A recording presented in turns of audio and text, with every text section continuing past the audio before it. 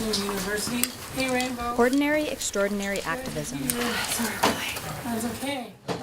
Hello, my name is Melanie. They start moving away from the table, Melanie Marsden. crying and holding each other. Melanie sits in a room of people and is Maybe reading that's her the braille answer. notes Maybe from her Joan binder could as she eat, speaks. You could raise the baby. It pains me to think that little Baron alone in the world.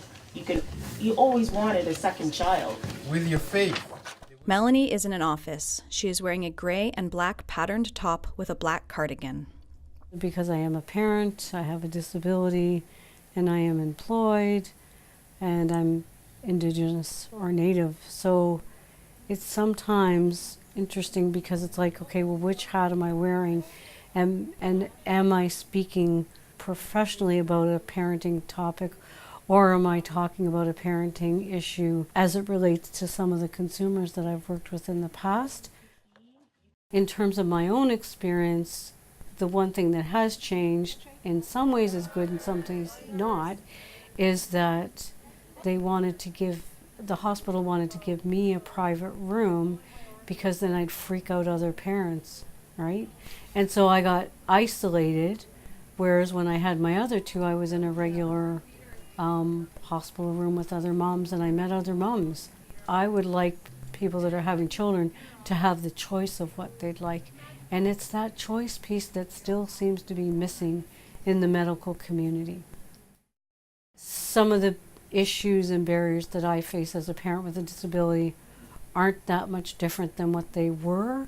They may have changed a little bit, but the barriers are still there. I think the medical community hasn't changed a whole lot in that people with disabilities are still seen as, oh, you have sex and you have kids. Because relationships are very important to me, it kind of has this snowball effect. The relationships that you build help to foster other relationships and other projects down the road. Sometimes you see someone a lot and then sometimes you don't see them for a while.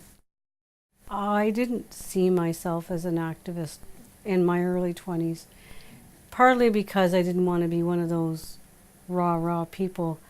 But I've since learned that activism is way more than that. It's having that open mind to explore what it might look like for you. I can address issues for parents or prospective parents because it's near and dear to my heart, and I will absolutely advocate for people with disabilities.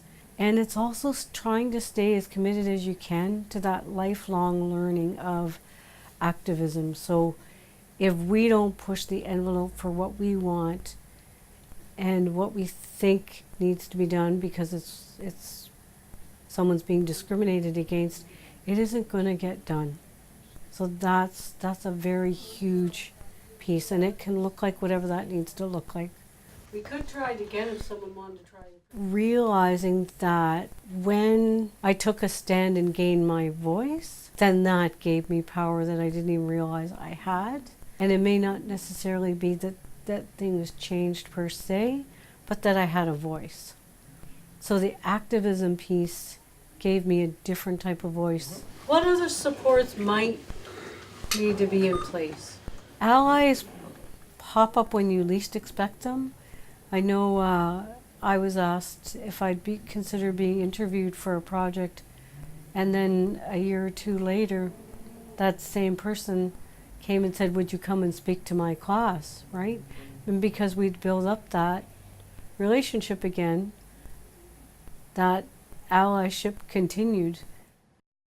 Principal investigator Melanie Panich. Co-investigators Chelsea Jones and Kim Collins. Student Alumni Advisory Committee members Marsha Ryan, Carolyn Lee Jones, Nicole Meehan, Pauline Mwangi, and Emily Delbecci. Transcriber Ursula Lipinski. Videographer and editor Jonathan Balaz. Special thanks Paris Master McGray and Ryerson University's School of Disability Studies, Center for Independent Living, Toronto. Audio descriptions Nicole Meehan, Natalie Rose. ASL interpretation Gloria Brifuglio, Ronald Dans. Participants Eliza Chandler, Kevin Jackson, Melanie Moore, Fran Odette, Barry Smith. Funded by Ryerson University's Learning and Teaching Enhancement Fund. Copyright 2016.